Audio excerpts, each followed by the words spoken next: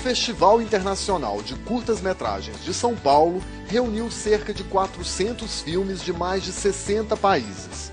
Questões sociais, políticas e comportamentais foram os principais temas abordados pelos filmes exibidos na 27ª edição do evento.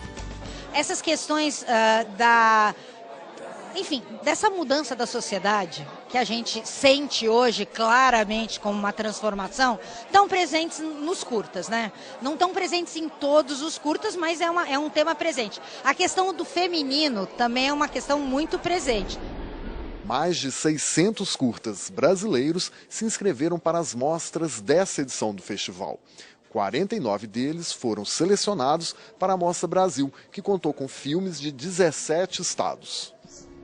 Tinha muita vergonha de me olhar no espelho e ver que o meu corpo não tinha a forma qual eu queria que ele tivesse.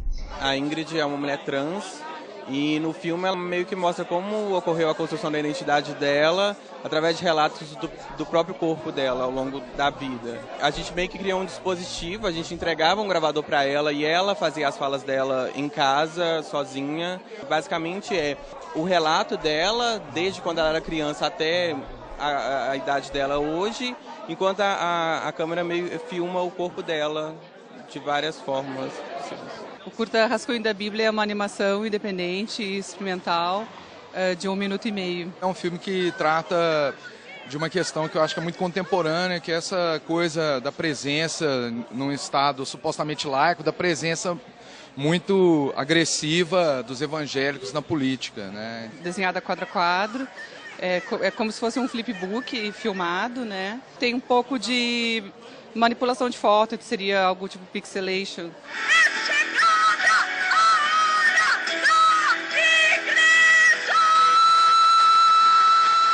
O nome do filme é Mitan ou Jaú Ramon, Quando a Criança Nasce. É um filme que foi feito no Espírito Santo, numa aldeia guarani do Espírito Santo, que fica muito próxima a uma cidade. Então ele mostra as influências dessa relação da aldeia com a cidade. E aí as pessoas, as mulheres, decidem ter filhos no hospital e não seguindo a tradição de ter na aldeia. Bom, o filme é sobre Antonieta de Barros, que é uma mulher, foi a primeira mulher negra eleita deputada no Brasil.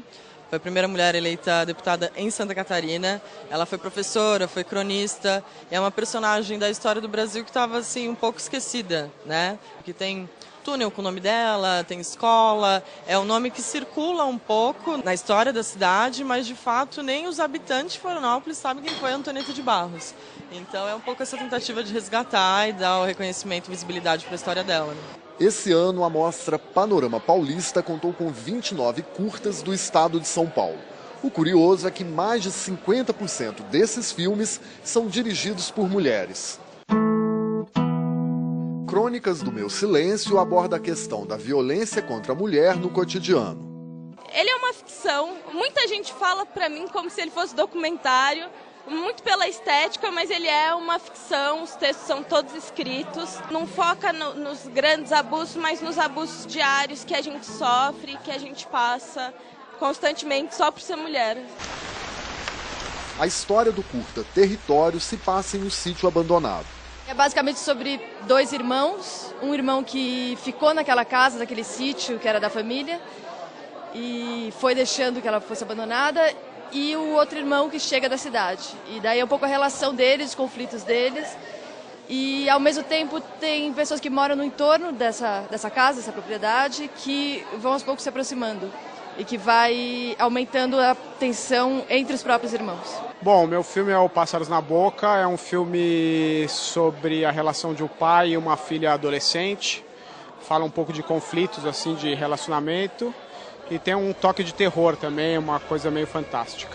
O filme é uma adaptação literária de um conto de uma escritora argentina chamada Samantha Schweblin. A gente filmou ele como se fosse um documentário. O pensamento da equipe todo era muito num esquema, não tem plano e contraplano, um pouco menos tradicional, de certa forma. Para Salvar Beth conta com as participações de Antônio Fagundes e Marília Gabriela. Bom, um homem desempregado há um certo tempo, após um casamento de 7 anos, que aparentemente está em crise, aceita um trabalho inusitado, e a partir desse trabalho inusitado começa a se reavaliar enquanto indivíduo e a sua percepção do mundo. O Para Salvar Betty é um projeto do Theo de 8 anos, que ele gentilmente me convidou para fazer a codireção. É um drama, né, misturado com um toque de surrealismo, assim. Você tem alguma pergunta? Bom, o Light Trapping, na verdade, é o nome do projeto original fotográfico que eu me inspirei, que é um projeto que tira fotos de homens nus em espaços públicos. Então eu quis fazer uma ficção em cima disso. Então eu reproduzo algumas das experiências fotográficas no filme, mas aí eu criei uma linha narrativa através de um menino que acompanha o fotógrafo numa jornada noturna em que ele tira fotos de outros caras e aí eles vão se envolvendo de alguma forma. O Choclo é um filme muito pequeno, muito simples. É um documentário sobre uma presença. É um filme de amor, um filme a partir de um poema e a partir de algumas imagens íntimas e uma reflexão um pouco sobre a presença de outra pessoa na nossa vida. Quando a gente encontra um cineasta que fez longa e continua fazendo curta, fica claro o prestígio do curta-metragem. Não é isso? Sim, eu acho curta uma forma de cinema tão legítima e rica e simplesmente um jeito de se expressar, e acho que com a mesma potência e com um campo de possibilidades tão rico quanto o longa-metragem. Preocupado com a formação profissional dos novos cineastas, o Festival de Curtas de São Paulo continua promovendo a exibição de filmes produzidos em oficinas e cursos de audiovisual. Esse ano a gente tem uma produção de escola bastante significativa no festival, que são pessoas jovens. Tem uma questão curiosa que com o Enem, as pessoas estão circulando o Brasil e nascendo num lugar e estudando em outro. Então tem misturas interessantes e que a gente vê nos filmes. A gente tem no Cinema em Curso esse ano 14 escolas de audiovisual do Brasil inteiro, públicas e particulares, desde a região norte até a região sudeste.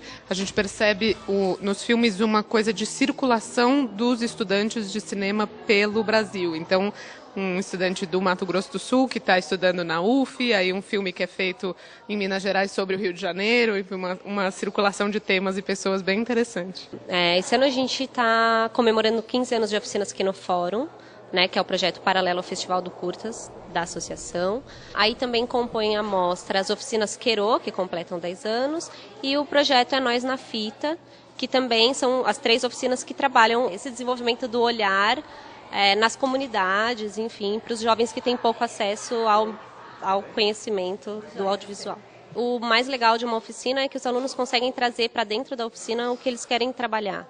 Essa edição do festival contou com 18 programas especiais. Eles trouxeram novos recortes para a programação, além de mostras já tradicionais, como a Infanto Juvenil.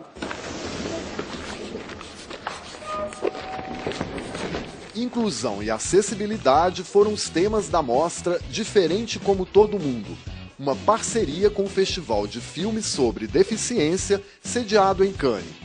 Elise e Joana é um filme muito simples, é um filme sobre o encontro da Elise Escorel com a Joana Mocarzel. Elas queriam se conhecer, aí eu propus ao Lauro da gente filmar esse encontro, né? E na verdade foi um final de semana e foram várias tentativas de entrar no mundo de 2 moças especiais. Não, a gente chegou à conclusão que a gente queria trabalhar com 2 câmeras e que a gente ia começar a filmar ao mesmo tempo, cada um na sua casa. Então esse é o ponto de partida do filme. O André Cecchini, que é um fotógrafo que até mora fora do Brasil no momento, estava com o Evaldo e eu estava em casa com a Elisa. Eu adorei fazer um filme, eu adorei. Ganhei quase uma minha irmãzona. Eu fui na casa da Elisa primeiro e no segundo Elisa foi na minha casa.